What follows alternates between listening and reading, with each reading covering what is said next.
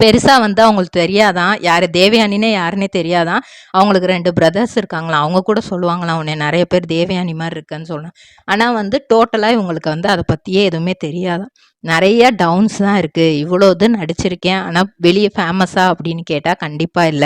பாக்யலட்சுமி மட்டும் தான் எனக்கு ஃபேமஸ் குடுத்தது. அதுக்கு முன்னாடி டைரக்டர்ஸ்ட்ட நெறைய திட்டு வாங்கியிருக்கேன். பல லாங்குவேஜ்ல நடிச்சு எல்லாமே வந்து அவமானத்துல தான் வந்து போய் முடிஞ்சிருக்கு. எல்லா டைரக்டருமே நெறைய திட்டியிருக்காங்க. அவ்வளோ கஷ்டப்பட்டு நடிச்சுமே வந்து மக்கள் கிட்டயும் ஒரு ரெகக்னேஷனுமே இல்ல.